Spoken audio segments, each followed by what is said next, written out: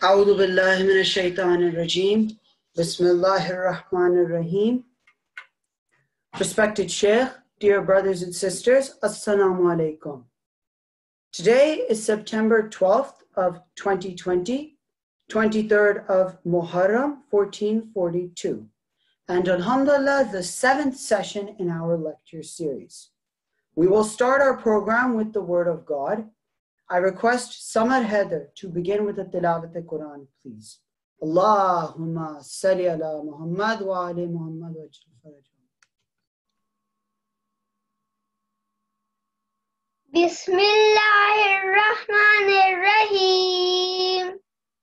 Qul a'udhu bi rabbin nas, malikin nas, ilahin nas, min sharril waswasil khannas, allazi yuwaswisu fi sudurin nas, minal jannati wan nas. Sadaqallahul aliyyul azim. Allahumma salli ala Muhammad wa ali Muhammad wa ajil farajahum ajma'in. Allahumma salli ala Muhammad wa ali Muhammad wa ajil farajahum. That was a beautiful recitation. Jazakallah.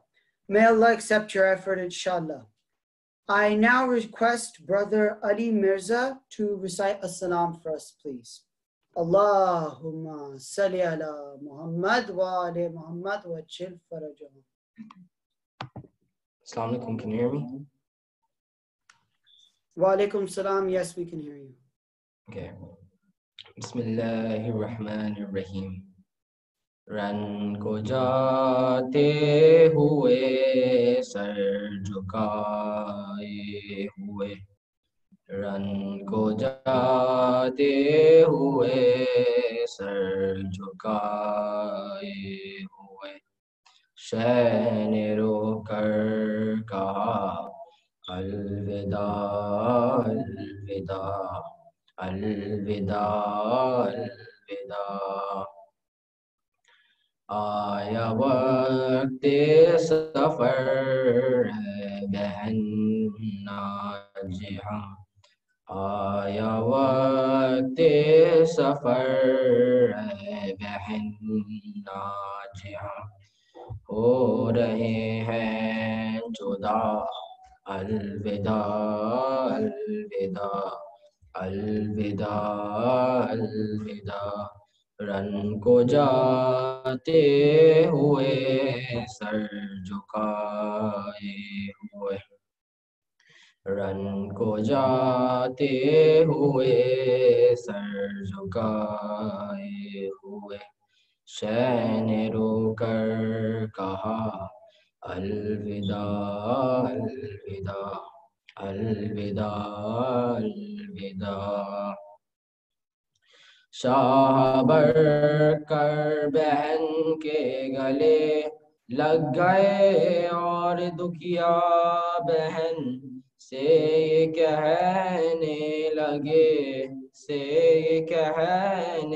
لگے میری مظلوم پیاسی مسافر بہن میری مظلوم پیاسی مسافر بہن تیرا حافظ خدا الوداع الوداع الوداع الوداع رن کو جاتے ہوئے سر جھکائے ہوئے رن کو جاتے ہوئے سر جھکائے ہوئے شے نے رو کر کہا الوداع الوداع الوداع الوداع آیا خیمے سے باہر جو مولا میرا بھائی بیٹا بتی جا کوئی بھی نہ تھا ہاں کوئی بھی نہ تھا एक हसरत से चारों तरफ देख कर एक हसरत से चारों तरफ देख कर शैन को ही कहा अलविदा अलविदा अलविदा अलविदा रन को जाते हुए सर झुकाए हुए रन को जाते हुए सर झुकाए हुए शैन रोकर कहा अलविदा अलविदा अलविदा अलविदा आया वक्त सफर बहन नाज हम आया वक्त सफर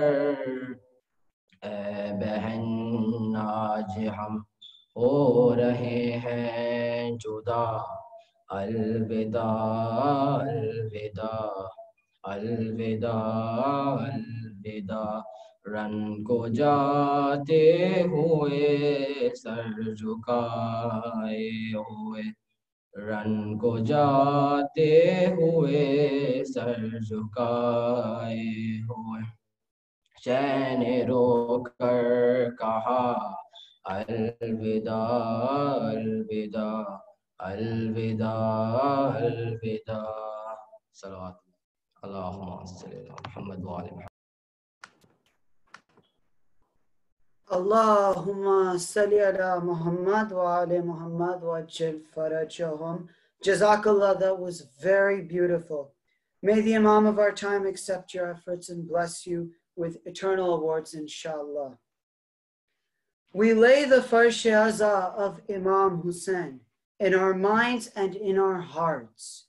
Fulfilling the dua of Sayyidah Fatima, with her karam we shall start.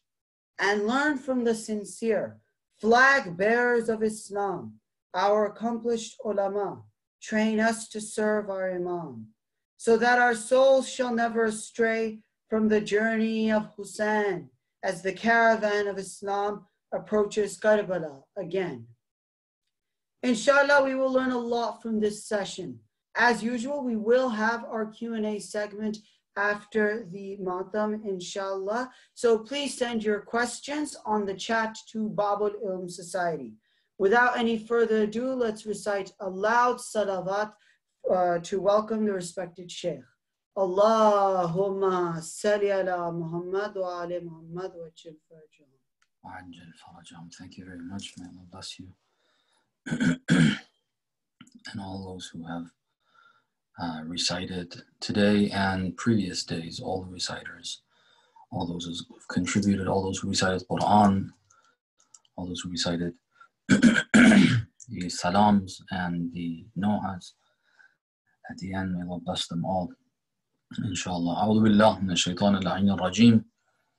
Bismillah ar-Rahman ar-Rahim. Alhamdulillah رب العالمين بارئ الخلائق أجمعين باعث الأنبياء والمرسلين والصلاة والسلام على سيدنا ونبينا وحبيب قلوبنا وطبيب نفوسنا وشفيع ذنوبنا أبي القاسم المصطفى محمد وعلى أهل بيته الطيبين الطاهرين المعصومين المكرمين المنتجبين لا سيما بقية الله في الأراضين روحي وأرواح العالمين لتراب مقدمه الفداء ولعنة الله على أعدائهم أجمعين إلى قيام يوم الدين. For the hastening and the return of our Imam, let's recite the salawat. Allahumma salli ala Muhammad wa ali Muhammad wa ajil farajahum.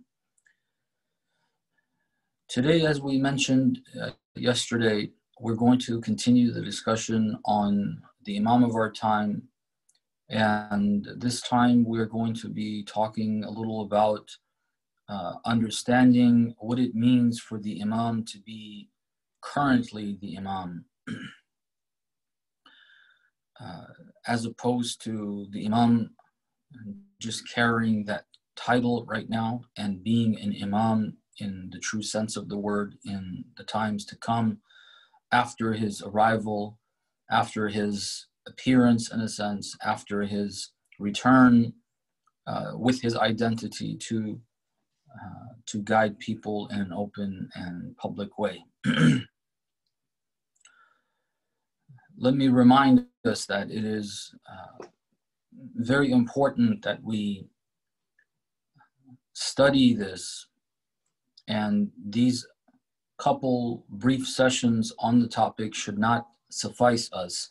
They don't suffice us. We need to follow up, think, trying to find material about this, gain further knowledge regarding the Imam of our time and our relationship with him. Everything we understand about the Imam of our time is going to help us be the followers of that Imam. And the less knowledge that we have, less understanding that we have of that Imam means we're going to be less good followers. We're not going to be as good followers as we could be if we knew more about him and what he is currently involved in, and so on and so forth. Yesterday we tried to clarify, most of all, through the historic accounts, that the notion, the subconscious, the, I guess, unwanted but naturally formed opinion of ours and understanding of ours regarding the ghaiba of the Imam being a form of disappearance, a type of being and existence that, if even it's on earth, it is different than the way you and I live.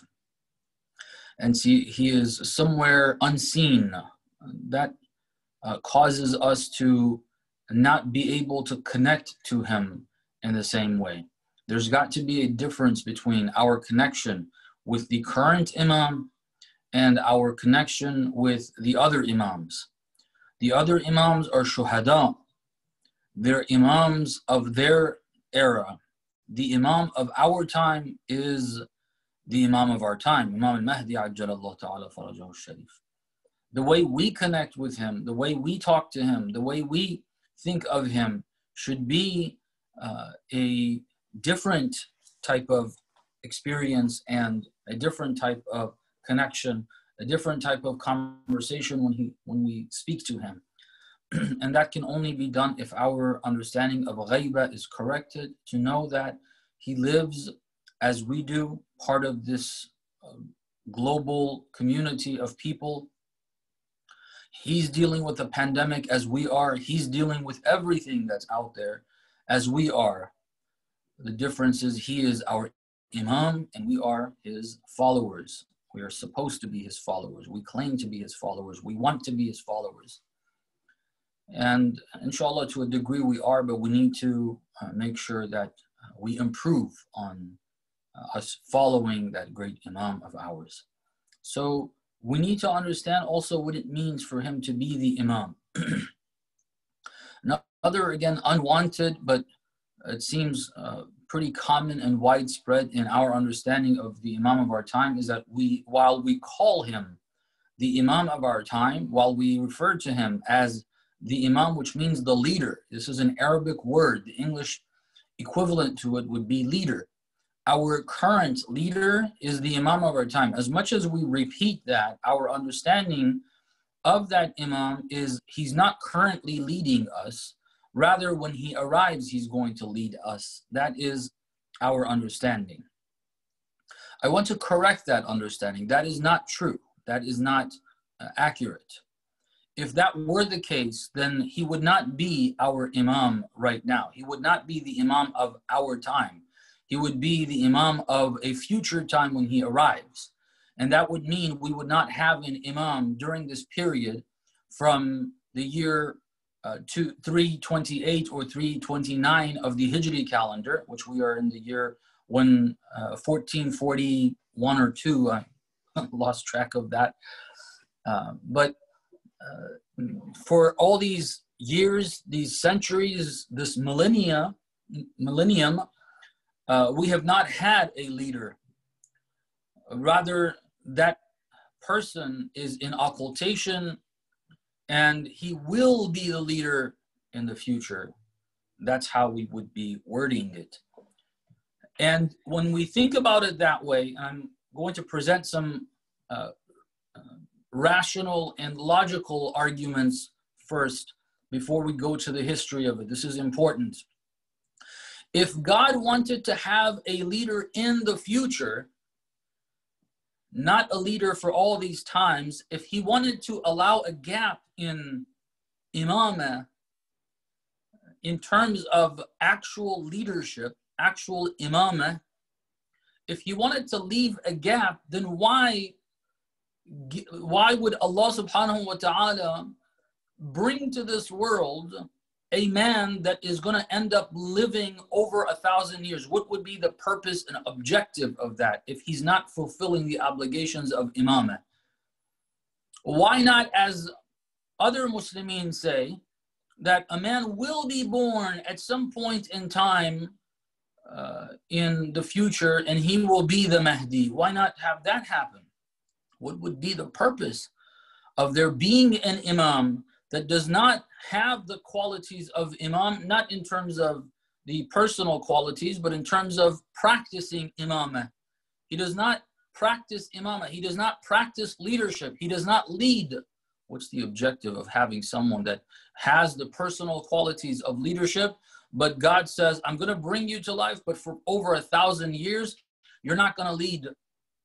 You're not going to do anything. Well, what's the objective of that? What would be the purpose of that? Bring him later. What would be the purpose of referring to him as Sahibul Amr during this period? These are terms, some of them. The word imam is one term that we use. Some of the words that we find in the ahadith titles, words that refer to the imam, are the likes of Sahibul Amr. Sahibul Amr, the one who is the owner of, the possessor of the Amr. And Amr refers to authority. The Quran refers to those who have authority over us as Ulul Amr. أطيعوا الله وأطيعوا الرسول وأولي الأمر منكم. The famous verse, one of the famous verses regarding the matter of imam. Follow and obey Allah, obey the messenger, and obey ulul amr, the ones who are possessors of the amr, possessors of authority. Sahibul amr means that he is the one that has authority over you. In other words, he is the one that leads you. What would be the objective of calling him that? If God wants to create someone for some other reason that we're not aware of, okay, he wants to bring him to life. He wants to give him over 1,000 years of life, fine. But why call him Sahibul Amr? Why refer to him as Sahibul Amr and tell us to refer to him as Sahibul Amr if he's not going to be fulfilling that obligation? If he's not going to be fulfilling that role? If he's not going to be the one who actually possesses the Amr, the authority, why would he do that? All of these lead us to an understanding that the unwanted and unthought but natural thought and understanding that we have developed in our minds about the Imam of our time, that he will come and lead us in all these years, centuries, and this millennium that has gone by. He has not led us. This is wrong. This is inaccurate. Besides the logic and the reasons presented that should make it clear, and it does make it clear in our minds as a rational discussion, as a logical and hypothetical and in a sense unreal. It's like a mathematical equation, like, okay, 2 + 2 = 4. However, can we see that? Can we see that that is true in the behavior of our imam? Is there any sign of that? Is there anything that we are told of that? Well, there's plenty. I'm going to share some of what's available and what we can deduce from it, besides just common sense and logic in deriving that the Imam of our time is actually the Imam of our time. He is leading. He is ulul amr, he is sahibul amr. Currently, there's plenty of other evidence. Some of it has to do, again, with the history of the minor occultation. We mentioned at the beginning of the session yesterday that the period of the minor occultation is a very important period in many ways. One of those ways is that it provides insight for us in regards to what occultation means. Because we had official representation, and through that official representation, we received words of the Imam, then that provides us an understanding of how he will perform in occultation, be it the minor occultation or the major occultation. The Imam's behavior doesn't change. Occultation doesn't change that. The first reference that I want to use, which is still not the conduct that we have of the Imam in the minor occultation, but it's something that covers all occultation. It covers both ghaibah, and it's a prelude. It's a statement from Imam al-Sadiq salamullah alayhi that we are all aware of, but we have not paid attention to carefully. That helps us then understand some of those instances that we find in the minor occultation. That is the hadith that says, when they actually ask what's the use of, or what's the purpose of an imam in occultation? Why have an imam if he's going to be in occultation? The imam says the parable, the example, the analogy, what helps you understand what the benefit of this imam is in occultation is the sun behind the clouds. When the clouds cover the sun, the clouds are like the occultation. They hide the sun, who is the imam. The imam is referred to as the sun, as he is the beacon of guidance. He sheds light in various forms. He's the brightness of this realm. It comes from the imam, the same way that the physical light comes from the sun. All other forms of light, and in fact, all form of light emanates in the world of creation from the Imam of our time, Ajjalallahu ta'ala farajahu sharif. And his occultation is like a cloud covering the sun. This is the analogy, the parable, the example, the method that we have been given. We generally say that, we generally mention this, we generally hear this, and we just think, okay, that means he's in ghaibah. But we don't pay careful attention. If we pay careful attention, we will realize that this hadith tells us that what the imam is going to be doing. This hadith tells us very clearly, before the imam was born, what the imam is going to do during the occultation. How so? The analogy. The analogy is the sun behind the clouds. The method is the sun behind the clouds. Now I ask you, does the sun behave any differently when it's behind the clouds compared to when it's not covered by the clouds?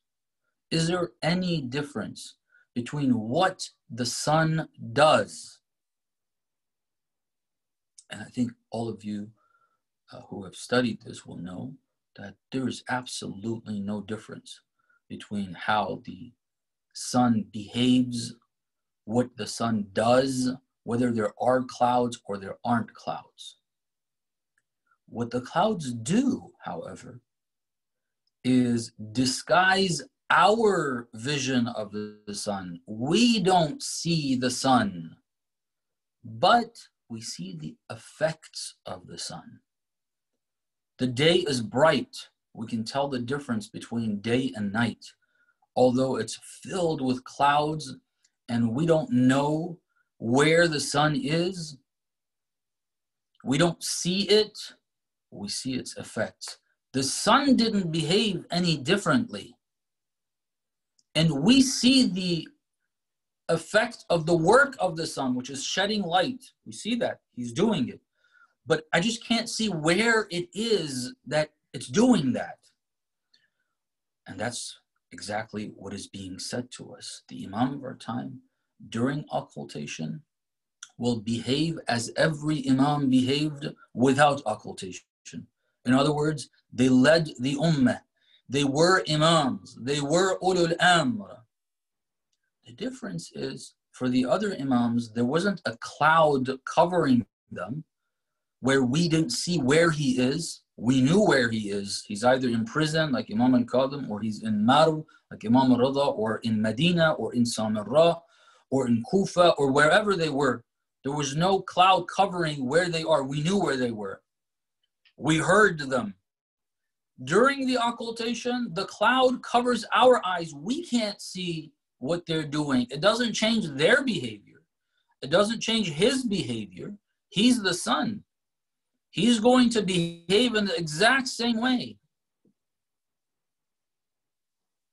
And now, the occultation, there's a few things that we have that tell us and give us a little more substantial evidence of understanding this in a tangible way. This is the idea that's been presented. Logic gives us that. The ahadith of the Imams give us that. But in terms of seeing examples of this, do we have any example of it? There's a number of them. For instance, the story that I told you yesterday of the representative of the Imam in Baghdad, in Iraq, try to learn a little bit of geography so you understand where these things are. I mean, it's commonly understood that other parts of the world are better at that compared to the US. In the US, people are not very familiar with different countries and cities. Try to learn that and see where these cities are. The representative is in Baghdad.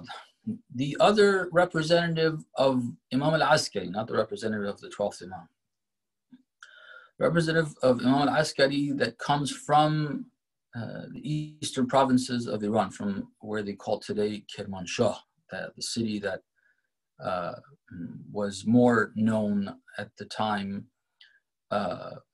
with the representative in it, which is still there, but it's not as well known. It's called Dinavar. Anyhow, so from there he goes to Baghdad in search of what's happening, and do we have an Imam, do we not have the Imam, what happened with Imam, and so on and so forth. The representative sends him to the house of the Imam. Sends him to the house of the Imam. The Imam wants to talk to this person, wants to see him. It's important for the believers to know he's there and that he's leading them. He gives them a feel for it. He gives them a feel for it. In a way where they know it's him, but again, they don't see him. He goes there. He's not allowed to see the Imam, but he hears him. He's spoken to.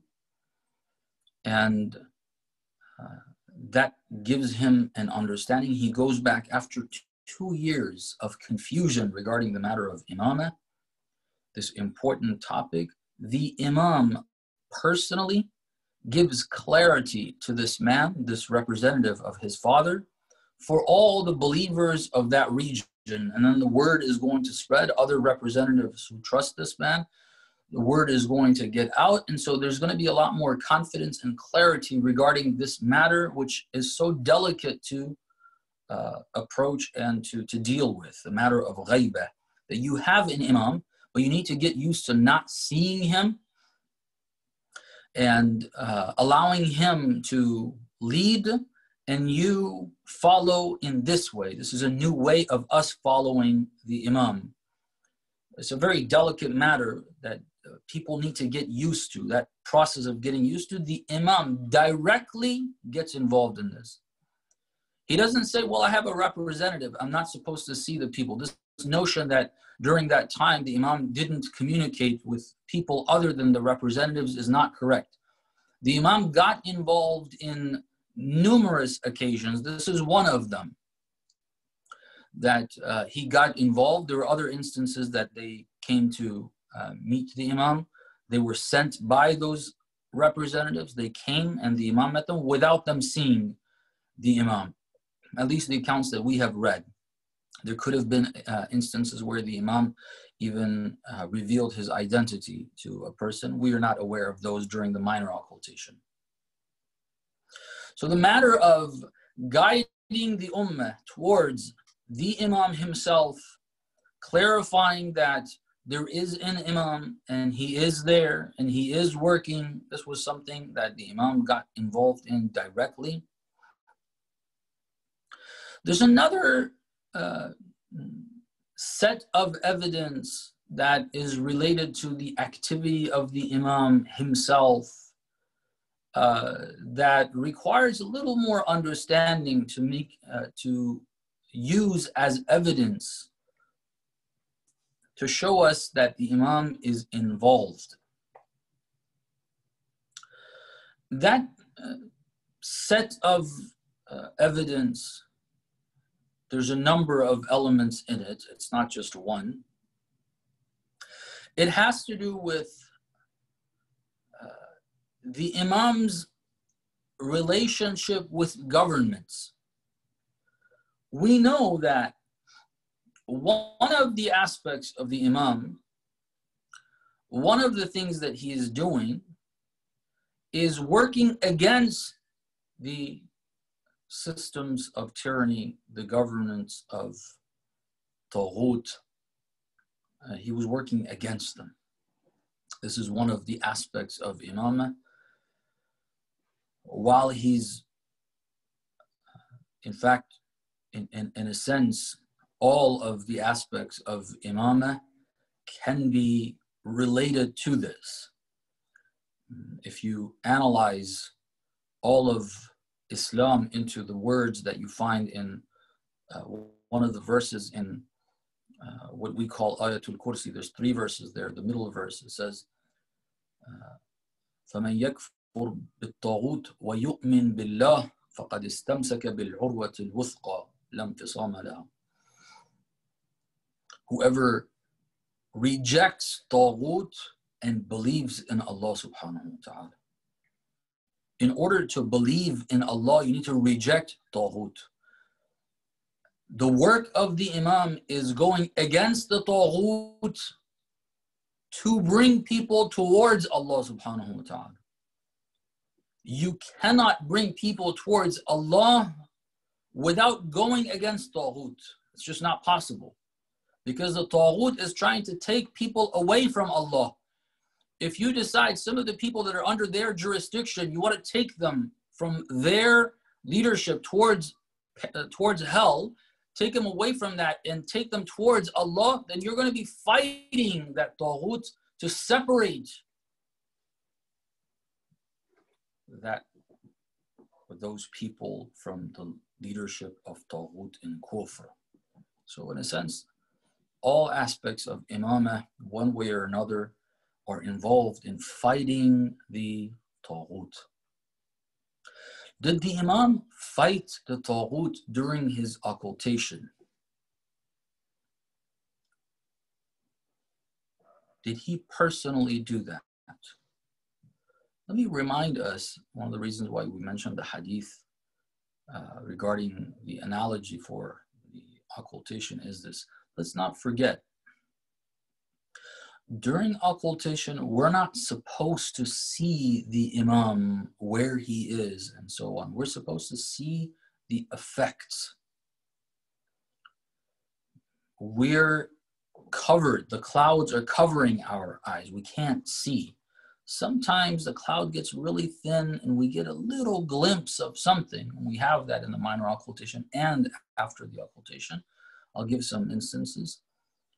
But we've got to be able to look at the signs, look at the effects, identify them, and understand what they mean. The first instance regarding this I'm going to present is an account that has been relayed to us regarding the second deputy of the Imam, the second representative of the Imam, the second na'ib of the Imam, Muhammad ibn Uthman ibn Sa'id al-Amri. He was the na'ib that seems to have spent the most amount of time as the na'ib. And he's the one that, after the initial few years of his father, Uthman ibn Sa'id al-Amri, was the first representative, and he had a difficult task as he was the first he had the first experience in this new way of the Imam governing. But after that, his son, Muhammad ibn Uthman ibn Sa'id, played an important role over the course of those many years that he was the representative and the na'ib to establish this new way of dealing with the Imam as followers for the community, to give them certainty and clarity that the Imam is leading them, and they need to rest assured that that is the case, that is the truth, that is the reality, while they cannot see him. There's a lot of different things that Muhammad ibn Uthman ibn Sa'id did to establish that on a wide scale, so that the Shias that were there would not be lost and would not think that they don't have an Imam. Rather, it would be clear that they have a living Imam who is leading them, but in this new way, they are not going to be able to see him. Their eyes are covered with the veil of occultation. This na'ib had a companion, someone of the ulama of Qom that moved, one of the ulama of Qom moved from Qom to Baghdad to be with the na'ib of the 12th Imam. This is itself a point worthy of a little bit of attention, a little more attention rather, not just a detail that we pass by. A person that is in love with the Imam and wants to be as close as he can, he moves from Qom to the office of the 12th Imam with the representative of the 12th Imam in order to be closer. And the other thing is, there's a number of accounts. This individual keeps asking the na'ib about the 12th Imam. How's he doing? Have you seen him? Asking for descriptions and so on and so forth. Out of love for the 12th Imam, concern for the 12th Imam, and being impatient in a good way. In other words, out of love again, with not being able to see the Imam. There's a time where a person is impatient for wrong reasons. There's a time a person is impatient for good reasons. Of course, they can ascend beyond that, like the representative himself. He wasn't impatient about that. But it wasn't that he didn't have the love, but rather he had excelled and ascended beyond that level, where while he didn't see the Imam for the most part, there were only small instances where he saw and had direct access to the Imam and heard him speak. While he didn't have it consistently, he was comfortable with that. He wasn't impatient about it, but not because the lack of love. A lot of times we don't have that lack of patience. We're not impatient about not seeing the Imam. But the reason why we're not impatient for seeing the Imam is because we don't really care.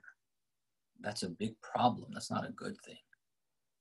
If we don't care to see the Imam, it's not important for us to see the Imam. We don't long to see the Imam. Our heart doesn't feel it's missing something. Our heart doesn't feel it wants to see the luminous face of the Imam. There's a problem. We need to work on this, brothers and sisters. We need to talk about the Imam. Read Dua Nudba, read Dua Al-Ahd, read the lines, think about it, do poetry for him. Allow our feelings to be expressed for him, and that allows the feelings to increase. So this man, this scholar, keeps asking the representative. In one instance, he says, when was the last time you saw the Imam? let's not forget the ideas we're trying to explain and show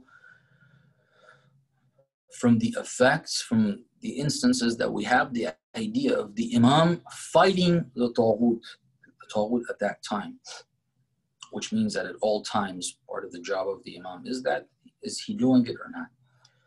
The representative says, the last time I saw the Imam was at the Mawsim, at Hajj.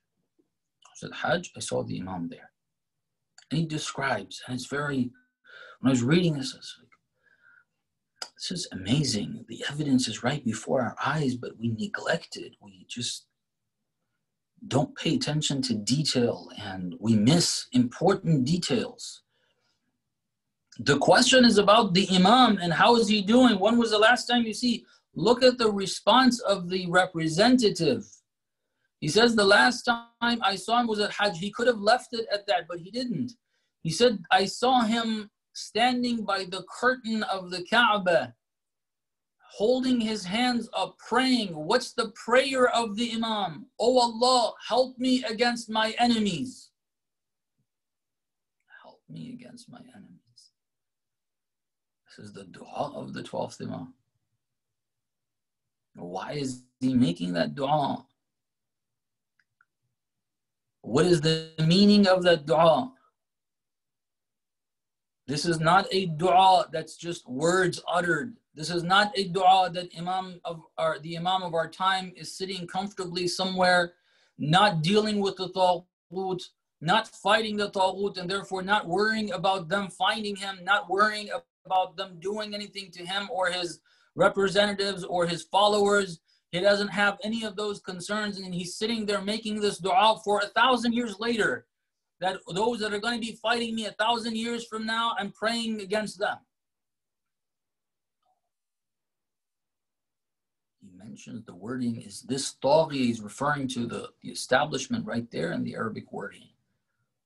Allah help me against these. This dua is clearly the dua of it's like, when do you sit down? Just to clarify, unfortunately, we're so distant from some of these ideas. We need to familiarize ourselves with it or get to come up to speed with them. When do you make dua for your exam? When your exam is coming up, you're preparing for it, you see that you need help. You may not make it, you may not do well, you may not do as well as you want. So while you're preparing for the exam, you ask the Maulana or whatever, what's the formula that God will help you with on your exam to ace it? You make dua, Allah help me. You keep making dua. Not when you're having fun on the basketball court or playing your football or cricket or whatever you're playing, whatever you like to play. When you're doing your video games, you don't say, oh, Allah help me on my exam. You say, oh, Allah help me on my video game. I want to win this. Whatever you're doing, you're involved in, and you feel you need help, you ask Allah for assistance and help. The words of the Imam, the dua of the Imam is, oh Allah, help me against this establishment. What does that mean? He's working against the establishment. He's fighting that establishment. And when he's doing that, while he's doing it by the Kaaba, he's asking Allah subhanahu wa ta'ala for assistance. This is one sign. There are a couple of other signs that I've already discussed. I won't reiterate. The very fact that assassins were sent to kill the Imam on 2 occasions, 2 accounts that we have available. There may have been more. These are the ones that we have. It shows that the government felt that this movement, under the leadership of this man that they cannot pinpoint where he is at all times, they're looking for him. Under the leadership of this person, this movement is working against them. It's still alive and it's working against them. It's not something that has now changed course and is now not worried about the establishment, not concerned about the establishment, does not do anything about the establishment. That's not the situation. It's evident to them that the movement is being led by this person against them. So the same problems that their predecessors had, they're having, and they need to try to deal with it in the same way, which is to kill the Imam and they weren't, of course, able to do so. Besides those two accounts about the Imam of our time, we find that the third representative, Hussein ibn Ruh al-Nawbakhti, this man, this great man, third representative, he was imprisoned. He was imprisoned. There were multiple objectives for his imprisonment, for locking him up. With all the measures taken by the Nawab themselves, there's a lot. Again, there's so much history there that's so important for us to know the details, but so little time for us to discuss. The Nawab, while they guided the people as representatives of the Imam, not independently, as they did so, they took a lot of measures to, this is called taqiyya, for it not to be evident that that's what's happening, that there is an Imam and they are representing that Imam. They did all of that, but they also did things for the authorities and the establishment not to realize it. This is the meaning of taqiyya. Taqiyya means to be careful so that the authorities don't realize you're working against them. Not that you don't work against them. No, you work against the taghut. You work against the establishment of tyranny. But while you do so, you do it in a way where they don't realize it. So you're able to work against them. They took a lot of measures. While they took a lot of measures as such, and the first two representatives were not caught, the third representative is imprisoned. One of the reasons for him being locked up seems to have been related to getting access to the Imam. They recognize he's the representative. They locked him up. They didn't kill him. They locked him up in hope of being able to catch the communication. They didn't realize that they're not dealing with a normal, ordinary thing, that they can catch this connection and find the Imam.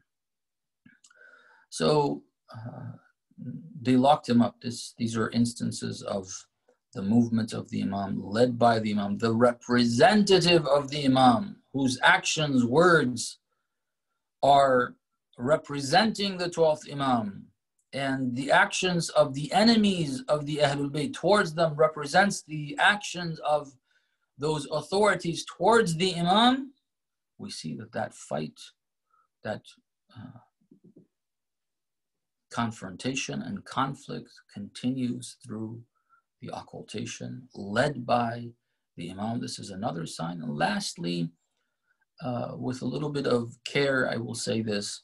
The Imam of our time, will preface it with a hadith from Imam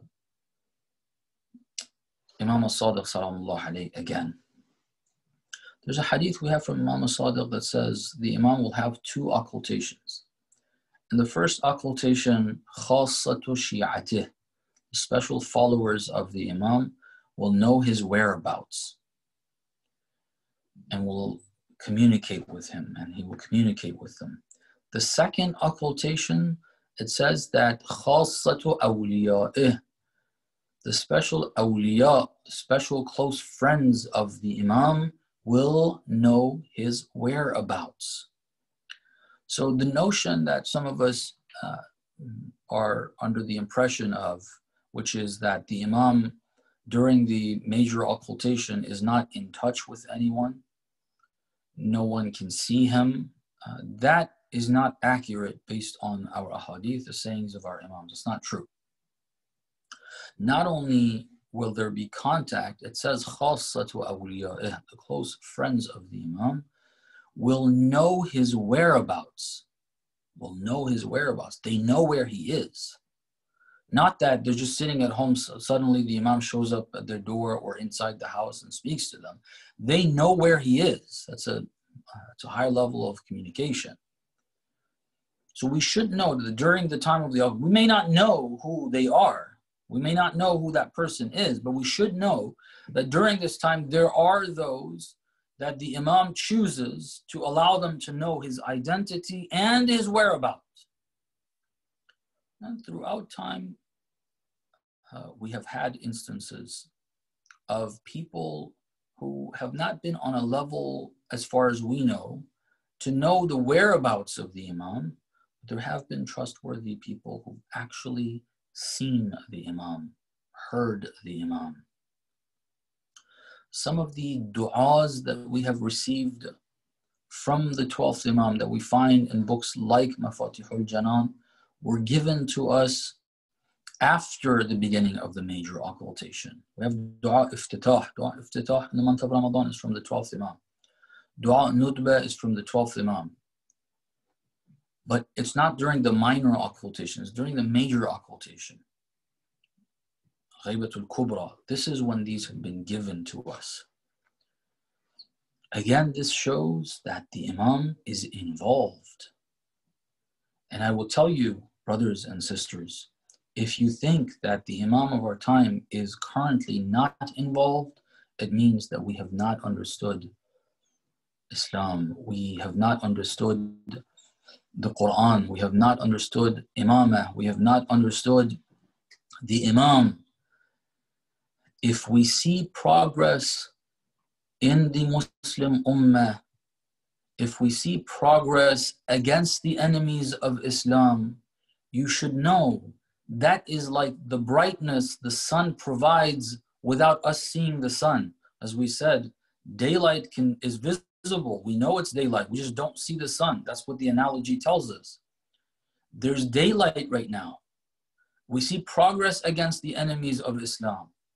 We see Hezbollah. We see the Islamic Republic. We see Zainabiyun. We see Fatimiyun. We see Ashra Sha'bi in Iraq. We see Yemen. We see the believers in Bahrain. We see the resistance in Pakistan. We see the brothers and sisters in Kashmir. We see the brothers and sisters in India that are not giving in to the tyranny of this regime that is trying to get closer and closer to the Zionists. We see there's resistance.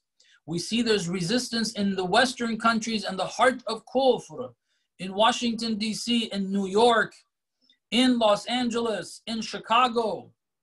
In these major cities, we see there are members of the followers of the Ahlul Bayt that are resisting, and they're growing, and they're making progress. What is this the sign of? This is daylight. There was darkness. There was a time after, especially the Second World War, that darkness covered the earth. The major cities of Muslimin were all under the control of the Taghut, the world global Taghut of Zionists.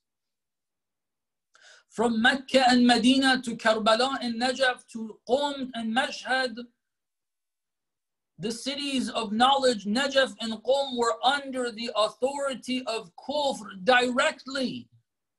This is darkness. But after that darkness, the light started to dawn. The sun started to dawn. We see light. Afterwards, almost entirely extinguished. It starts lighting up again. Read your history, your recent history as well. This is connected to the Imam of our time. Nothing is disconnected from the Imam of our time. There being a revolution in what we call the Islamic Republic of Iran, establishing the Islamic Republic there. This is light after darkness. It is light, it's brightness. Fighting the representative of Kufr, the US government and the Zionists, their representative was the Iranian Shah, kicking him out, getting rid of that system, establishing a government based on the principles of the Ahlul Bayt. Is this not light? Doesn't the hadith tell us that when you see this, you should recognize, while you don't see the sun, the 12th Imam, when you see the effect, you should know this is the effect of the 12th Imam. Shouldn't you see that? After the Zionists occupied Palestine, occupied the Sinai Desert, occupied the Golan Heights, after the revolution, they entered Lebanon. They took half of the country without any resistance.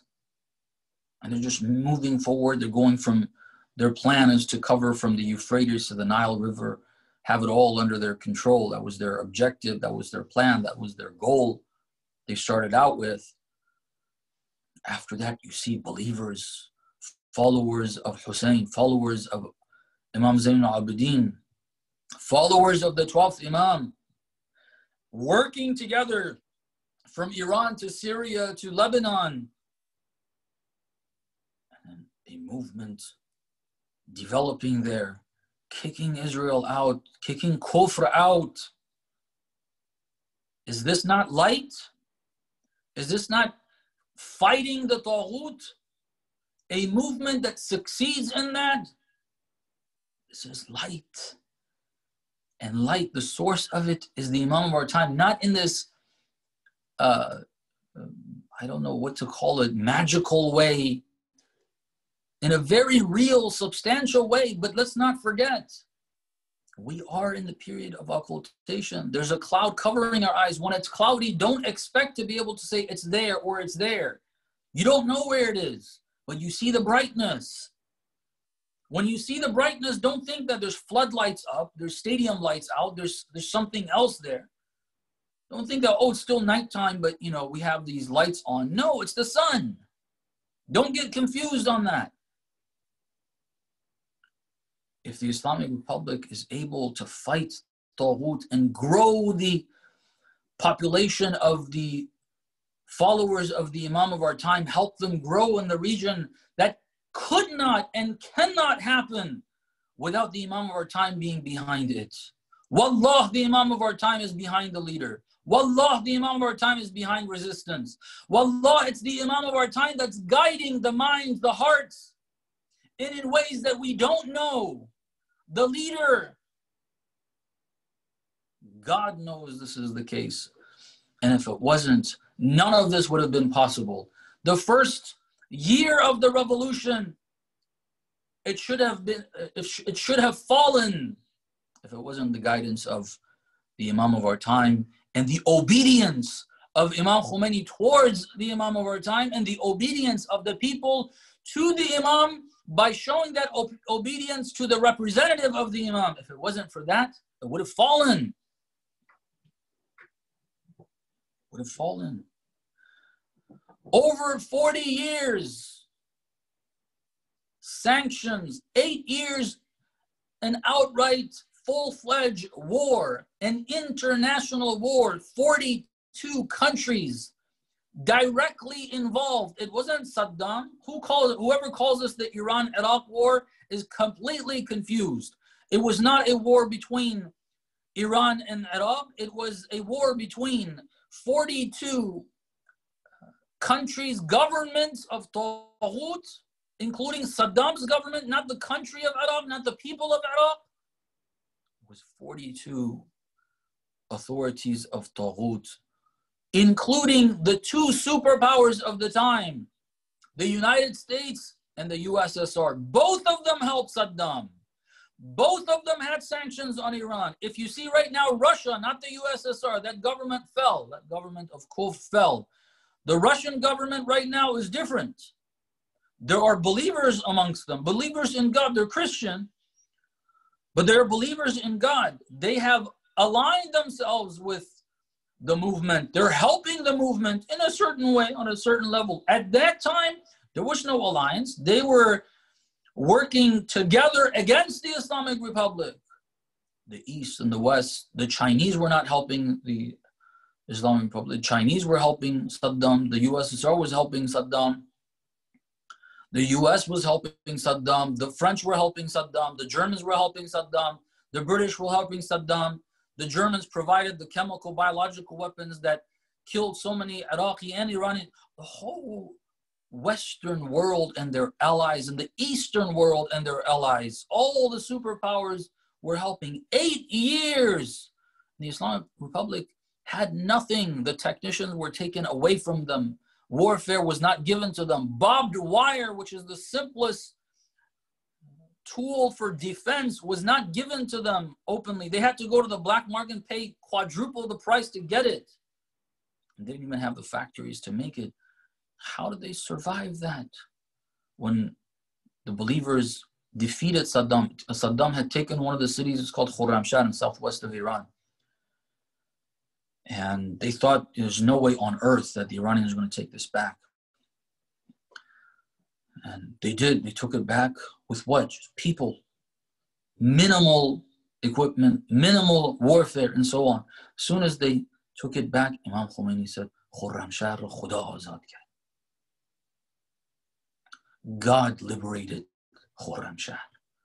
God liberated Khurramshahr. This is the truth. Ayatollah Khamenei said that Imam Khomeini told me, I've always felt a hand supporting the revolution. And he said, I feel that as well. And this is not too much of a code, it's pretty evident. This is the reality, brothers and sisters. The Imam of our time is leading us. When are we going to wake up to this?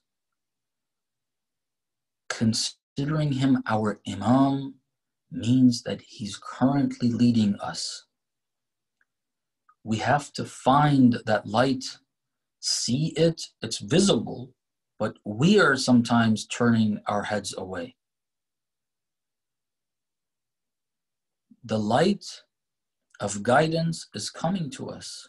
See it, join it, follow it. Follow the 12th Imam. All believers after the Islamic Republic, they kept referring to Imam Khomeini as Na'ib Barhaq Imam Asr, the true representative of the 12th Imam. This wasn't a title that just somebody made up. Sometimes we make up titles. We call someone that has almost no knowledge of Islam Allama. Allama means someone who has a lot of knowledge.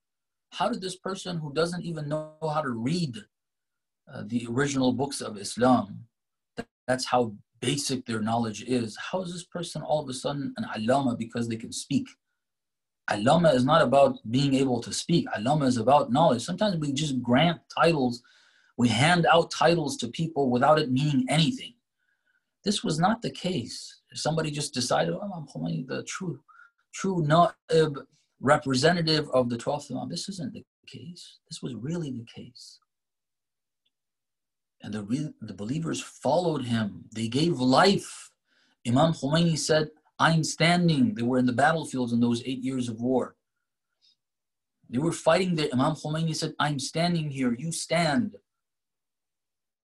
Don't give in. Don't allow that land to be given up to the Saddamis. They lost life, but did not lose that land. Imam Khomeini says, stand. Why? Imam Khomeini is important? No, he's the Na'ib of the 12th Imam. What he says is what the 12th Imam says. And after him, Ayatollah Khamenei has that role. Wallah, he has that role. I swear to God, he has that role. And the guidance that comes, the direction that is given is that, listen to Sayyid Hassan Nasrullah. He's worded this. Who knew that the 33-day war is going to succeed in Hezbollah, this tiny organization that does not even have government in that small piece of land called Lebanon, this tiny organization with a full-fledged war against it by the Zionists that have nukes, that have all the modern weaponry, the latest technology in terms of bombs, missiles, rockets, airplanes, drones, the Navy, they have all of that. And then besides that, the US supports them, the British support them, the Germans support them. The Germans are annually, as an obligation because of the Holocaust, according to them, is annually making payments to the Zionists, the US making payments annually, the French supporting them with all of that, political support, financial support, military support, media support, all of that. This tiny organization, Hezbollah, Sayyid Hassan mentioned in his, before the martyrdom of Haj Qasim Soleimani, Sayyid Hassan had an interview. In the interview, he said, that Haj Qasim was with us. He went to Iran. He was summoned. The leader asked him to come back in the early days, after about a week in that war. He went to Iran. The leader had him explain to the officials of Iran what's going on the ground in Lebanon. And he said the news was not very pleasant. It was all gloomy. It was all negative. There was nothing positive that I could present. And then he said, we broke for prayer. We went to pray. And then when we went for prayer, the leader told me to come, and it was just a private between us. He said that you spoke to the general audience, the politicians and everyone there. Is there anything specifically you want to tell me? He said, I told him, I presented whatever I had. I didn't have anything besides what, there isn't anything other than what I presented already. I said, okay, after the prayer, I have a couple of words I'm going to say. So they prayed, and after the prayer, he turned around and said, I have a couple of words I want to mention these. He said the following. He said that I believe that this was something that was pre-planned by Israel. It had nothing to do with the abduction of the Israeli soldiers. They had pre-planned it. Allah subhanahu wa ta'ala guided Hezbollah to abduct the soldiers so that the Zionists will take this time in their minds as an excuse for what they had planned already to do, a full-fledged war to destroy Hezbollah. God helped Hezbollah to do that so that they get attacked when they are ready for it. Otherwise, they would have done this a few months later in the fall. Remember, that was July. They would have done this in the fall. And if they would have done it then, Hezbollah would not have been prepared and they could have been destroyed. Allah subhanahu wa ta'ala helped Hezbollah abduct the Israeli soldiers for Israel to attack. At that point, when Hezbollah is fully ready, they have changed the locations of their missiles, their equipment, their officials, their people, so that whatever spy or whatever has taken whatever information, it's all been misplaced. And Israel, if you remember from that war, Israel targeted for a whole week all the targets. They had a list of targets before them. They checked all the lists. They attacked every single one of them. After a week, they saw nothing changed. Hezbollah is still firing their rockets. Said Hassan is still giving his talks, firing up those words. Said Allah subhanahu wa ta'ala helped. In that, he told him to tell them that you will succeed. You will win this war.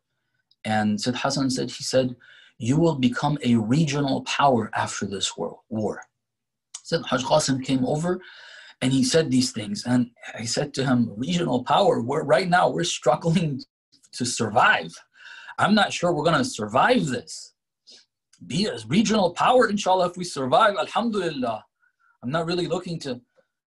Every single one of those things were true. Said Hassan says, the only reason I made that announcement, I remember, I was following the news, and those who were older, I'm sure there are some of us who followed the news then, they were listening.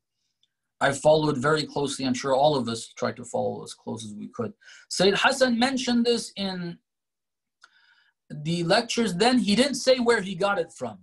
When they were attacking Hezbollah, saying, you're the reason why this war is happening, they were trying to blame the war on Hezbollah for abducting the soldiers. Sayyid Hassan mentioned in a speech that this war is not because of the abduction of the soldiers. This war is pre-planned.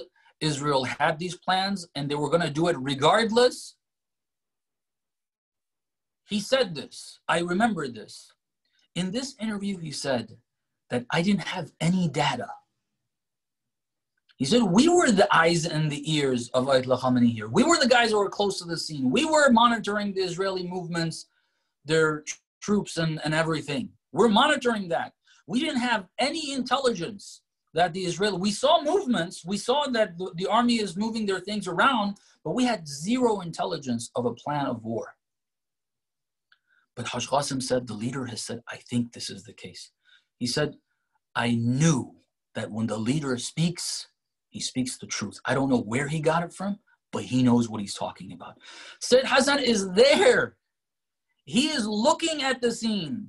He doesn't see it there. Ayatollah Khamenei is in Iran. And he says, I believe this is the case. Haj Qasim didn't tell him that. Hezbollah didn't tell him that. His apparent eyes and ears did not speak this. Where did Ayatollah Khamenei get this from? He said, I said this in a speech, said Hassan says, I said this in a speech because I trusted Ayatollah Khamenei. I knew this is he used this word, and this is right. Haj Qasim said once, learn your wilaya from Sayyid Hassan, and that's true. The way he sees wilaya, the way he sees Ayatollah Khamenei.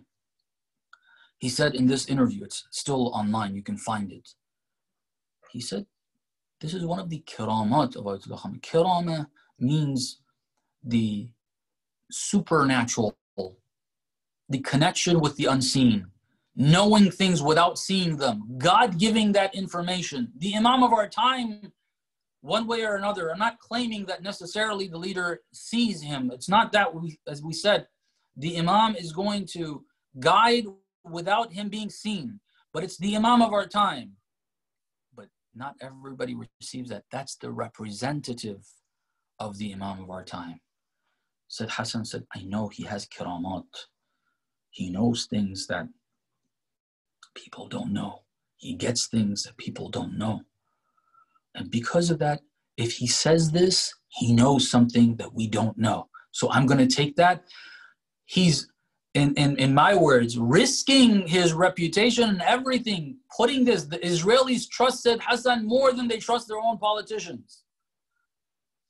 That type of reputation, if this was wrong, this analysis of Sayyid Hassan, he's putting it, but he has confidence. I know if the leader said this, I'm going to say this beyond a shadow of a doubt. He said it. He said, I had zero intelligence. Just because Ayatollah Khamenei said this, I said it publicly in a speech. And that became our line of defense on the campaign against us, to blame the war on us. And then, towards the end of the war and after the war, the Israeli officials and the American officials started to speak. And they said, yes, this was pre-planned. And we saw, yes, Ayatollah Khamenei was right. But not because he got it from his material ears and eyes that are us, because he got it from somewhere else. Wallah, this is the case, brothers and sisters. The Imam of our time is leading us. He has a representative. Let's see him as that. Otherwise, we're going to miss out. We're going to miss out. If we're going to listen, it's very unfortunate, and it doesn't make sense to me. I don't understand how the followers of the Ahlul Bayt listen to the enemies of Islam in regards to who Ayatollah Khamenei is. The enemies of Islam say Ayatollah Khamenei is not mujtahid. We hear Shia saying he's not mujtahid. The enemies of Islam say he is a corrupt person. We hear Shia saying he's a corrupt person. We hear the enemies of Islam saying, if anything, he's a leader for his own country, and let's respect the borders and so on and so forth. We hear Shia saying that. Is the leadership of the Imam of our time limited to any borders? If the Imam of our time shows up in Iraq, are we going to say, oh, we're not Iraqi, we're not going to listen to him? These are the words of the enemies of Islam. These are the words of Shaitan. Why are we as Shia listening to that? Why are we affected by that? The enemies of Islam are speaking. It's BBC saying this. It's CNN saying this. It's Fox saying this. It's Sky saying this. If any Shia or any Muslim repeats the same lines, they are repeating the words of kufr. And I hope that we see that sun behind the cloud. We see his effects. We join that, inshallah, by the right of the Ahlul Bayt, by the right of Fatima. I apologize for the link. Sallallahu alayk. Ya Aba Abdullah. Sallallahu alayka ya Mazlum.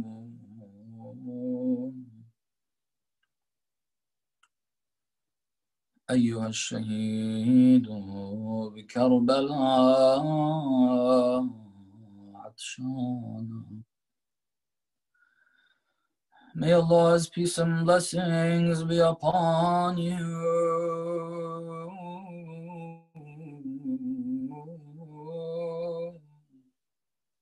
my beloved Imam al-Hussein.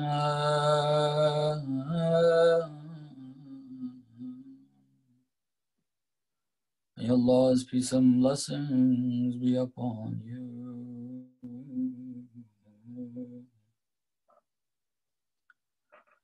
My beloved oppressed Imam, the Imam who was slaughtered by the shores of the Euphrates while his mouth was dry of thirst. روحي فداك يا حسين.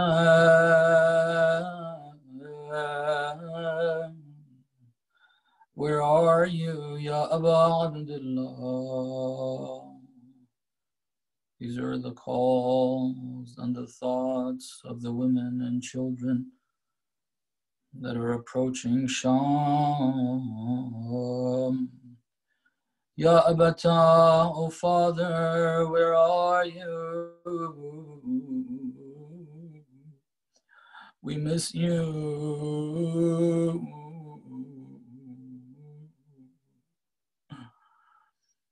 I want to ask you, even if it's on the spear, and even if it's only your head, can we see you again? Ya Mawla, even if it's your noble lips from your severed head, reading verses of the Quran, but can we hear you again?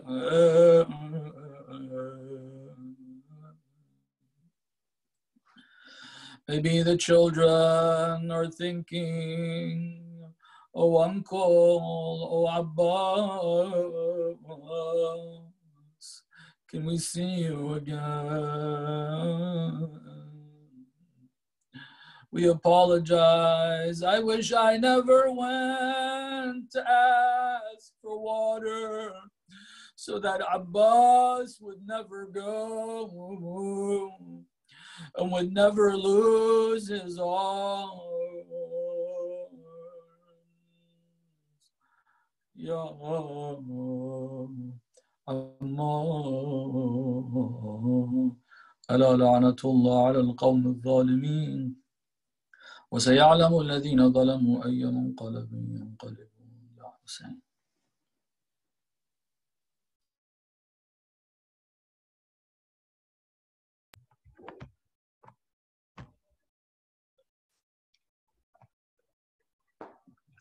वो खून रोके ये कहता रहा ज़माने से, वो खून रोके ये कहता रहा ज़माने से।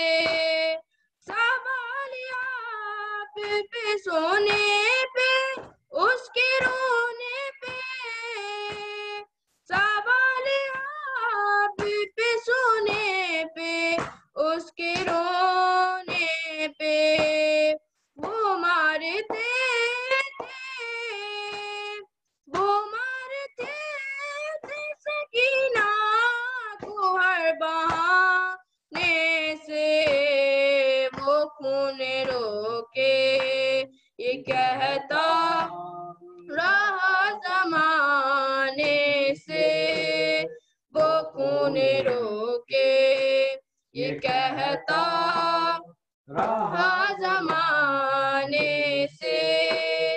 सुलाया जाता था बेहोश करके दुर्रों से, सुलाया जाता था बेहोश करके दुर्रों से। जगाया जाता था, जगाया जाता था बित को ताज़ियाने से। वो खून रोके ये कहता रहा ज़माने से, वो खून रोके ये कहता रहा ज़माने से या हुसैन या हुसैन या हुसैन अल्लाहुम्मा सल्ली अला मुहम्मद व आले मुहम्मद व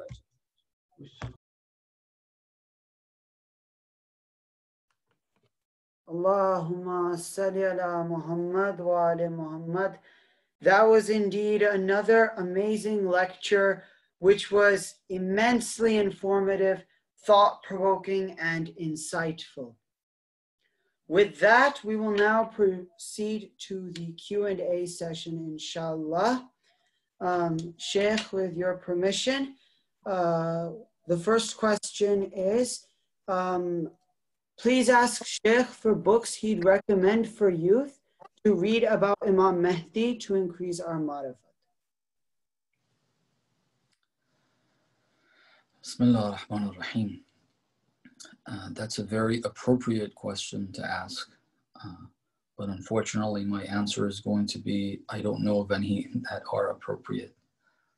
Meaning that we are very limited in the English language in terms of references, in terms of resources, reading resources. I really pray, and I ask you all to pray. We ask the Imam of our time to help us.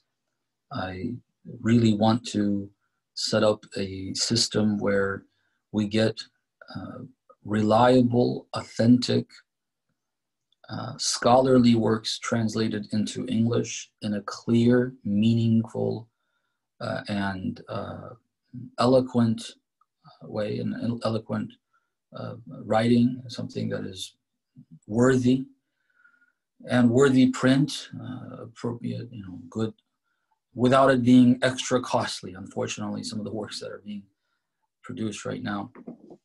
So there isn't much that I can say specifically about the Imam of our time and what's available. There really isn't much. There are a couple of references. I don't remember the names, unfortunately. I can't. If you want me to, I can prepare a link and I can send. There's a 4-volume work. It's a recent development. One of the brothers that spent a few years in Qom translated a book on the 12 Imams.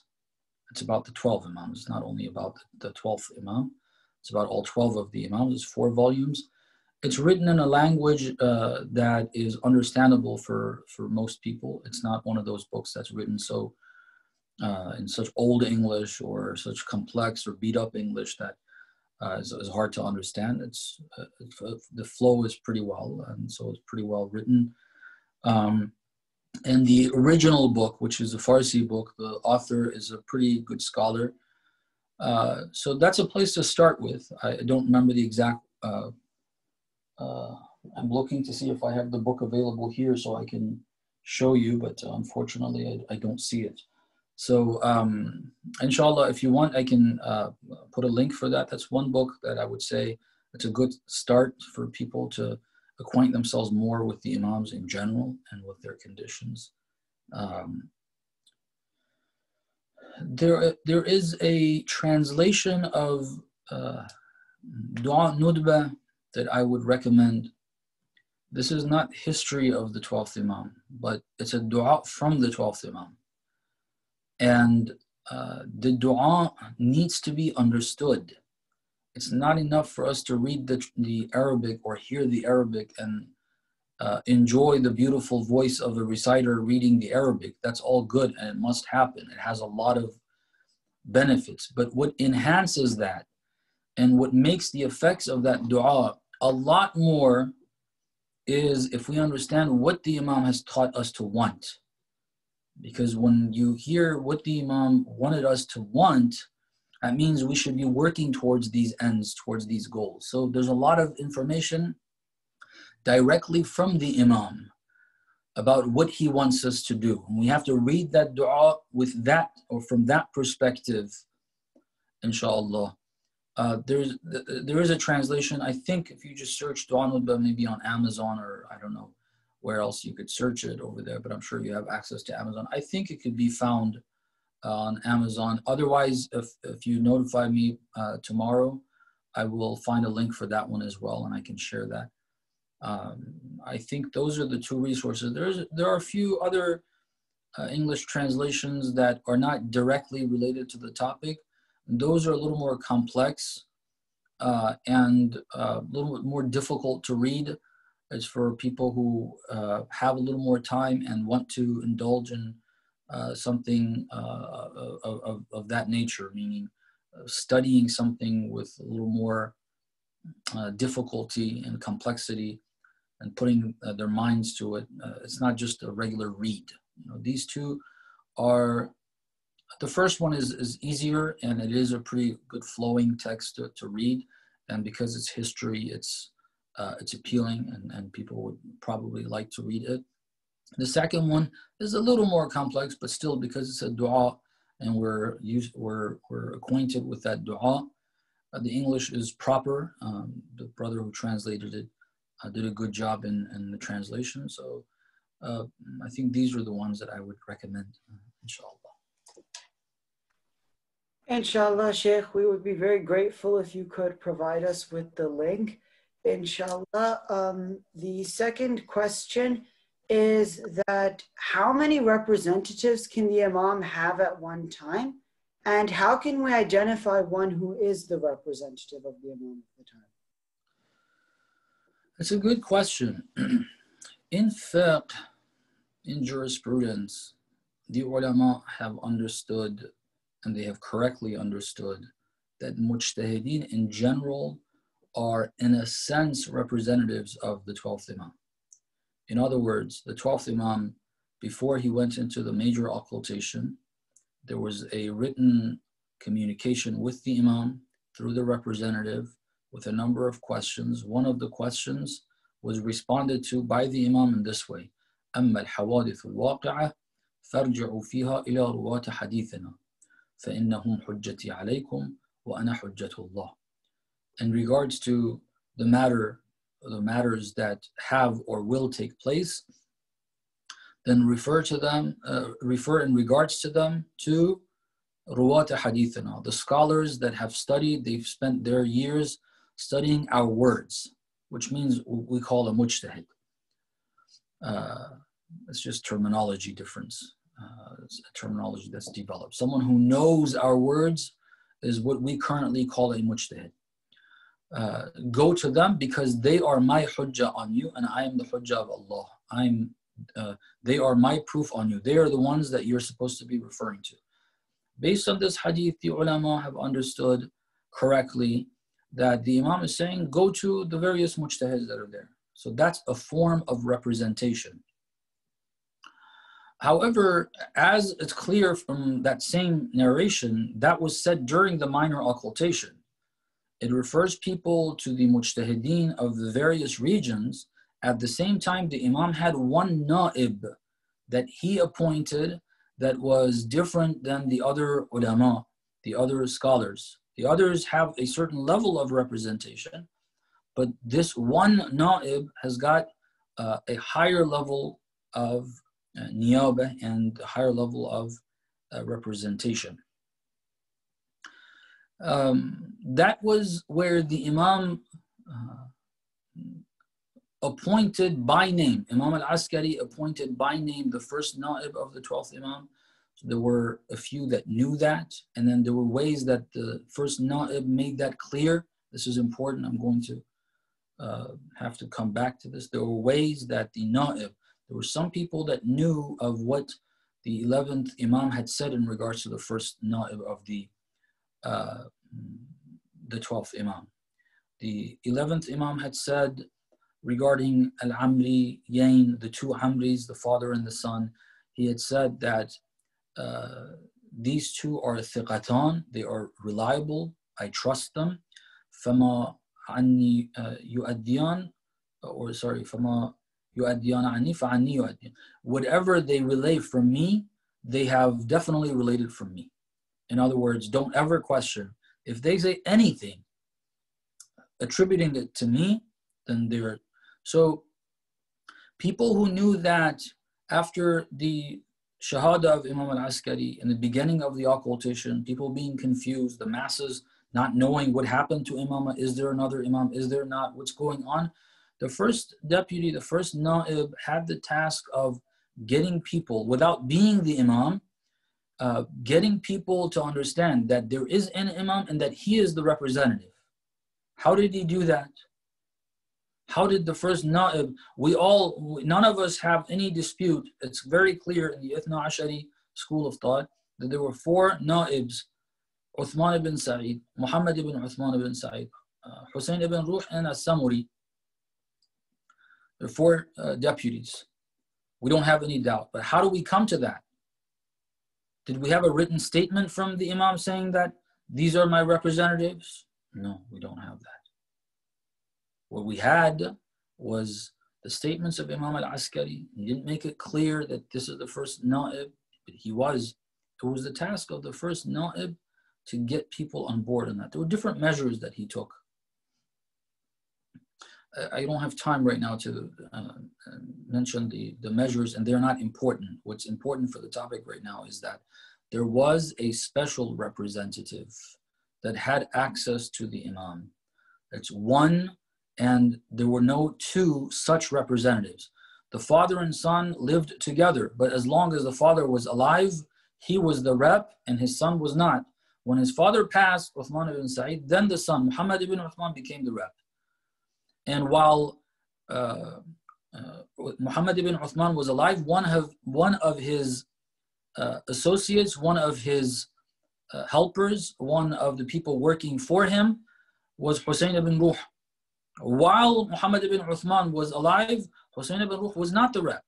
When Muhammad ibn Uthman died, then Hussein ibn Ruh became the representative. And similarly for the last representative. There's only one of them.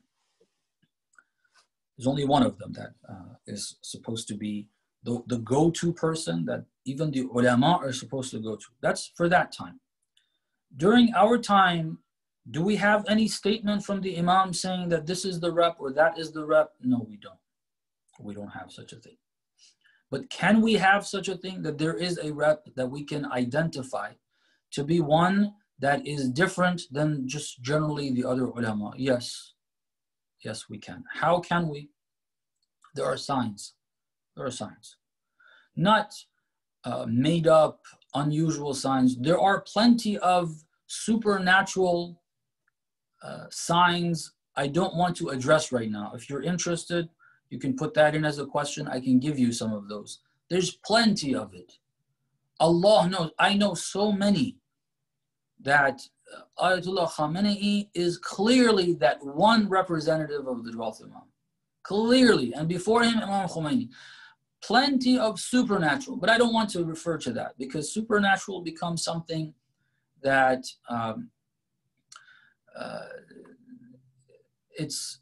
it's not something substantial that people can easily differentiate between the false claims and the true claims. Anyone can claim, oh, I saw this, I did that, or this person saw this or did that, and then you can't really verify. The way to deal with those is to look at who is saying it and really be critical and careful not to trust just any person on those. So that we have to be very careful with that. But there's plenty of those that we have from very trustworthy sources. Beyond a shadow of a doubt. Again, I say this as someone who has looked into the matter and not simply just taken whatever, I don't know, rhetoric or feelings or no. I have questioned multiple times and I have looked into the matter, spoken to people, and I can tell you beyond a shadow of a doubt. Beyond a shadow of a doubt. Wallah, that's how clear I am. You know, when swearing to God, I'm very careful that you cannot swear to God on just ordinary matters, even if you're sure of them. It's got to be a very important matter that you swear to God. Okay, and you have to be very sure of it to be able to swear to God. Otherwise, on the day of judgment, you're in deep trouble, and I know this. With all of that, I swear to God, beyond a shadow of a doubt, He is the representative of the 12th Imam in that way.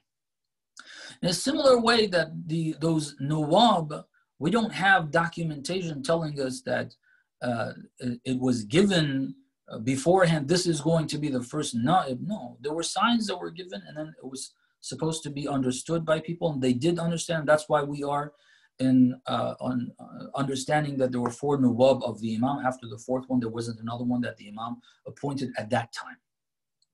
Can we have them now?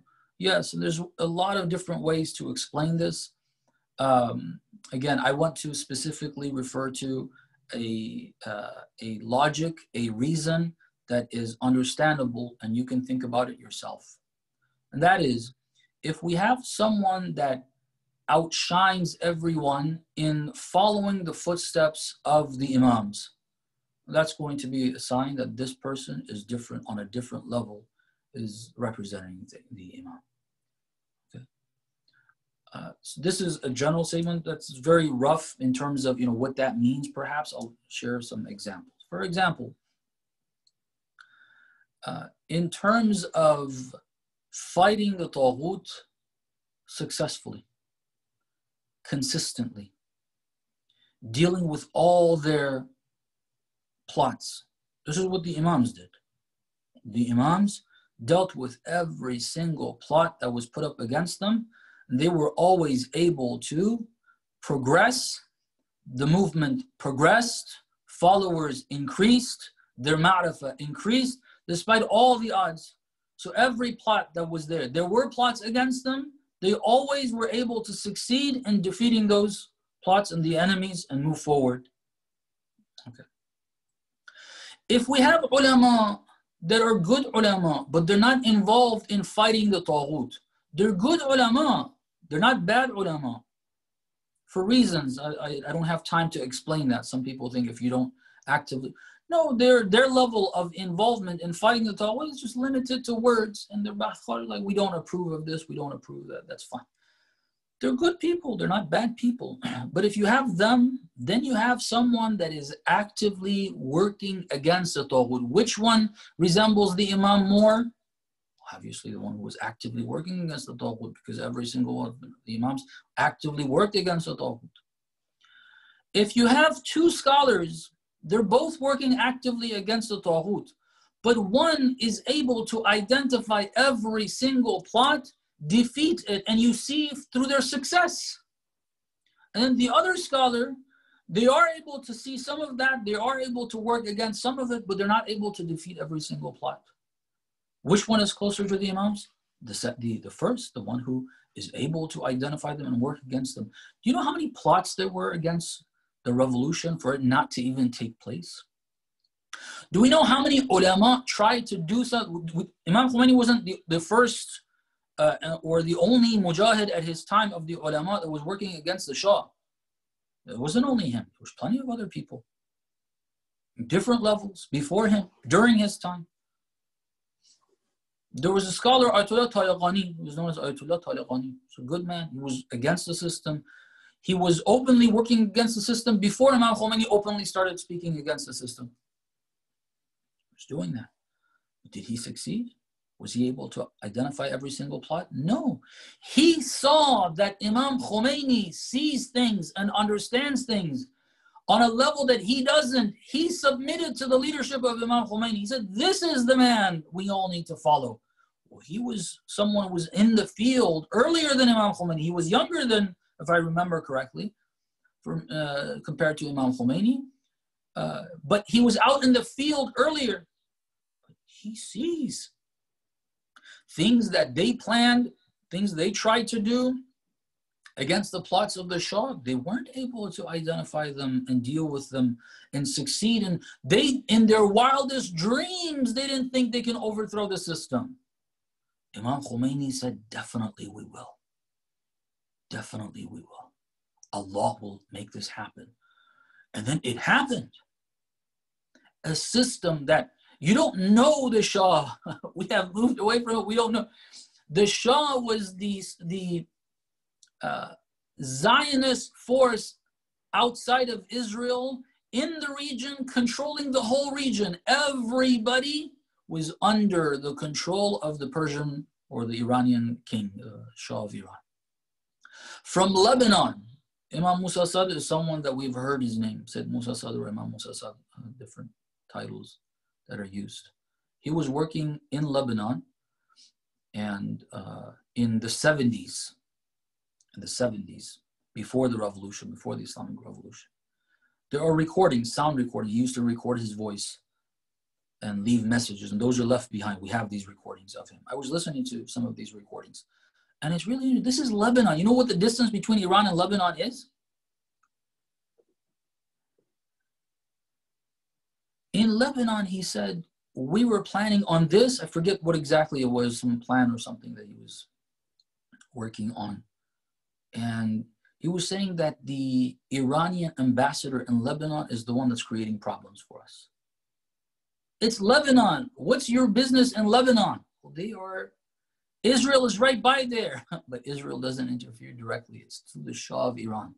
He talks about involvement in activities in the Gulf countries at that time. Who is the obstacle? The Shah's regime. The Shah's regime is the one that does not allow them to do their work. Where? In the Gulf countries. So whether it's the Gulf countries or Lebanon, the whole region is controlled by the Zionists through whom? Through the Shah of Iran. This is how much support they had. Iran was their vacation home. Lar Valley, close to Tehran, was a Zionist region. Israeli soldiers used to take vacation, come over there, get royal treatment in Iran, go to Lar Valley, do whatever the junk they want, leave while the Iranian people are starving. Iranian people have nothing. The Shah of Iran has that level of support from the Americans. Removing this guy, removing this Shah, we're not referring to some government somewhere in the world that doesn't have any support from this level of support. Removing this Shah, are you kidding me? That's why these guys, this scholar, Taliqani, is one of the scholars that was directly involved in the field. He was imprisoned, tortured, and all of that, working against it. He and others like him, in their wildest imaginations, did not think that this revolution would succeed. Not people who were unaware of the system, not people who were not involved, not people who were sitting back and saying, no, we can't do this. They have gotten involved, but they're thinking that this is, if we can change some of the policies, maybe. That was their objective, change some of the policies. Imam Khomeini said the regime needs to go. He identifies that. He identifies their plots. He works against them. He succeeds in overthrowing their system. After him, Ayatollah Khamenei, you know how many fitnas over the course of these last 30 years of the leadership of Ayatollah Khamenei? So many fitan. So many fitnas. In 1999, one major fitna. In 2009, another major fitna. Besides all the smaller fitan that have been there. Every single, this last fitna, every time they do this, of course, but to show what the enemies think they're doing. What level of involvement they have in this. In one of the recent fitan, one of the officials, he didn't mention who it was, but if it was an official, government official, maybe a prime minister or a president from one of the neighboring countries of Iran, was visiting the US while that fitna was going on in Iran. And it was US backed, it was clear, it was evident, it was US backed, Zionist backed, in other words. This is taking place over there. This official goes to DC and the conversation somehow leads to Iran. They're like, he says that those initial days, they were so happy because they had brought people to the streets and they were showing it on the media. Yeah, the Iranian people are rising against the regime and they're so happy about it, these Zionists. And then he said that they were saying in their conversations, they were telling me, yeah, Iran is gone. No, it's gone. We got it this time. Okay. A couple of days later, when through the leadership of Ayatollah Khamenei, it was all taken care of. He said they were all miserable, gloomy. They weren't speaking about it anymore. You know how many fitnas? How complex each of these fitnas? All the evil brains of the world have thought of so many different ways using different people, politicians inside Iran, this guy in the office of the leader, that guy in the office of the president, all this stuff to make it happen, to break down this system of the 12th Imam. But they forget this is, and they don't understand. They're too dumb to understand this. This is the system of the 12th Imam. You want to bring it down? You can't bring it down. But these are signs. Let me not sidetrack here. I'm trying to explain a point here. The one that closest resembles the Imams, if you see one outshining everyone else, while everyone else is good and great people, much better than I am, but when we see one is just on a different level, that's evidence. Yes, all the mujtahideen have a certain level of representation, but the closer they are to the Imam in their conduct, in their behavior, on all those levels, then the closer their representation is. And the level of similarity between Ayatollah Khamenei to the Imam compared to the other ulama to the Imam is incomparable. None of the ulama are fighting Taghut on a global level. None of the ulama are. Ayatollah Khamenei is the one man standing there fighting global Taghut. If there's things happening in Yemen, progress against Taghut, under the leadership of Ayatollah Khamenei. They say this. Their representative from Yemen came to Tehran and they said, we consider you our ulul amr. Using that language. We consider you our wali. We are under you. In Yemen, they're doing that. Hashd al-Sha'bi in Iraq is doing that. Hezbollah in Lebanon is doing it. In Syria, these fighters from different countries that came, the Syrians themselves, the Iraqis that went there, the Pakistanis that went there, the Afghans that went there, the Iranians that went there. Under whom? Ayatollah Khamenei. Daesh was defeated. This was one of the great regional fitnas, not internal fitnas in Iran. The regional fitna of the region, the designers' design was Daesh.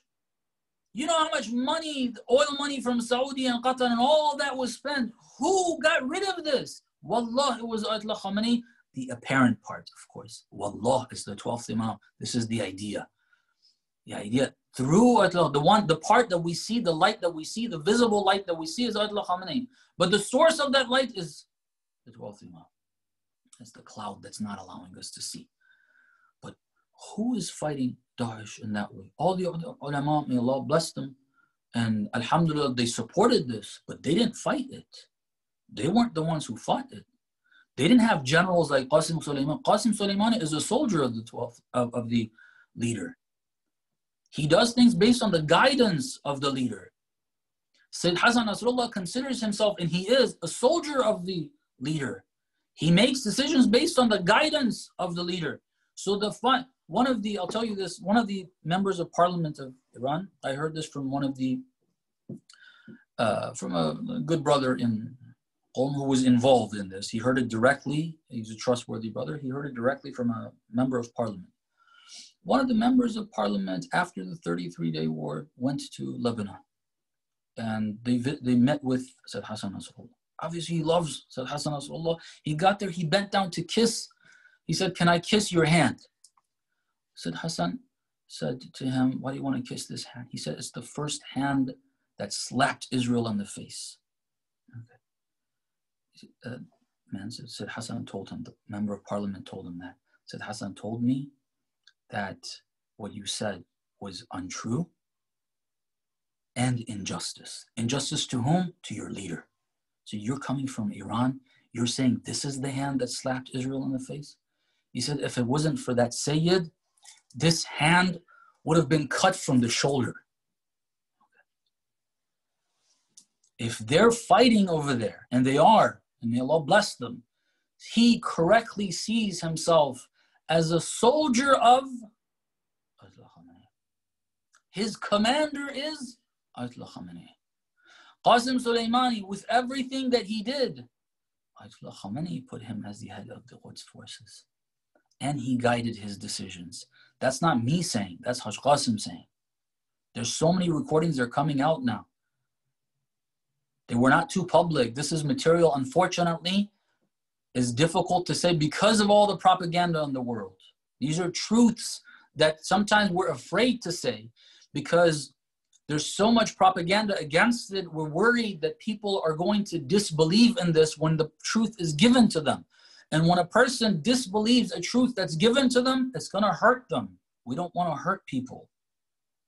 That's why it's difficult to say these things. Hajj Qasim, one of the lines he said, we have seen, wallah, we have seen the effects of taqwa in giving wisdom to a man. Every word that this man, Ayatollah Khamenei, speaks is wisdom, wisdom. Everything he says is right. Everything he says is right.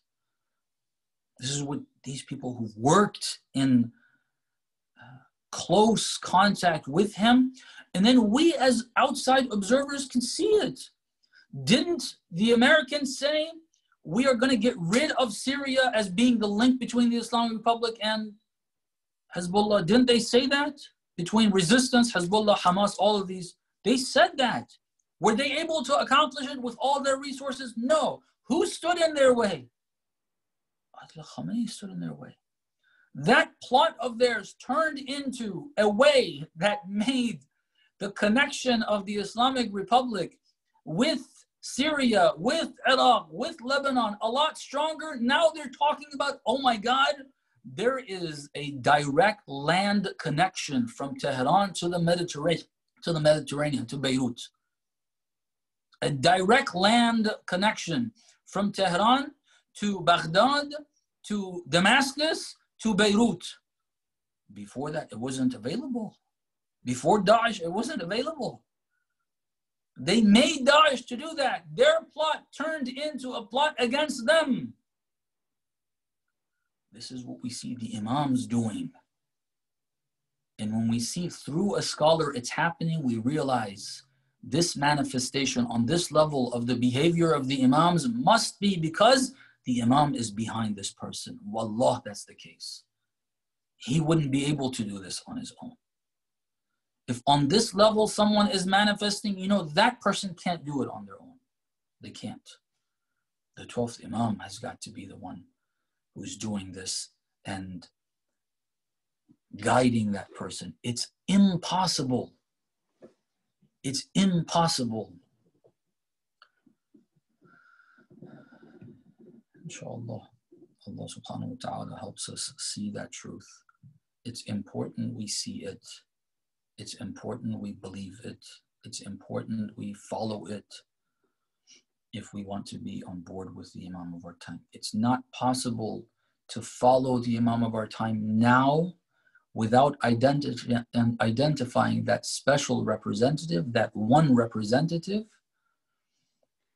and following him. It's just not possible. The same way that in the minor occultation, you couldn't be following the Imam of our time and not follow Uthman ibn Sa'id, not follow Muhammad ibn Uthman ibn Sa'id, not follow Hussein ibn Ruh. You couldn't say, I don't really care, it doesn't matter, you know, ulama or ulama. No, ulama or ulama, and may Allah protect all of them, but that doesn't mean they're all the same level. That's injustice to the ones that are a higher level of representation. Sometimes they think it's disrespect to say that this Ayatollah or this Ayatollah is not like Ayatollah Khamenei. No, it's not disrespect to them. It's disrespect to Ayatollah Khamenei and injustice to him to say that he is like them. He's not. The fact is he isn't. See the truths that are available to you. See them clearly. Why are we allowing all this truth that's right before our eyes to be hidden from us, to turn away from it? It's very clear, very evident, but we turn a blind eye, unfortunately, and it's going to hurt us. It's not going to hurt the movement. Those who never supported, those from amongst the Shia that have gone against this movement, spoken against Ayatollah Khamenei in private or in public, all of them will answer on the Day of Judgment, but none of them have been able to stop the movement. None of them will be able to. This is the movement of the 12th Imam. This is the dawn of the appearance of our Imam. It's like from complete darkness, daylight doesn't just suddenly pop up. The sun doesn't come. There's a dawn, there's a Fajr time where the light starts getting brighter and brighter. And then when it's bright enough, you start seeing the sun himself, and that's what's going to happen. There's no way to stop this movement. It is only going to make progress, and we hope that Allah subhanahu wa ta'ala helps us be part of that and follow that leadership, inshallah, considering it the leadership of the Imam of our time as it really is, inshallah. I really apologize, but that was a question that was a very good question, and I thought it needed explanation that will be convincing to the best of my ability. Of course, I'm not very capable, and we ask Allah subhanahu wa ta'ala to enlighten the minds of all those who are looking for His truth. As Allah subhanahu wa ta'ala is the guide, I'm only trying to do the best of my limited abilities, inshallah. Not at all, Shaykh. It is our tawfiq to be able to find the answers to such questions. I'm sure that everyone who's listening like me is truly speechless right now. Truly an amazing answer. Wow is all I have to say.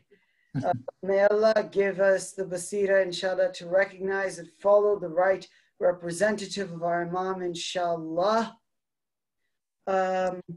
Unfortunately, that is all we do have time for today. So the questions which were not asked today will be rolled over to the next session, inshallah. We thank the reciters, Samar Haider, Brother Ayan Mirza and Brother Adi Mirza, and our respected Shaykh for blessing us with his wisdom and his presence and for giving us such an enlightening and in-depth answer. We encourage everyone to, inshallah, please join us tomorrow at the same time. And until then, please take care of yourself and those around you. Fi aman Allah, assalamu alaikum wa rahmatullahi wa barakatuh. Thank you. May Allah bless all of you.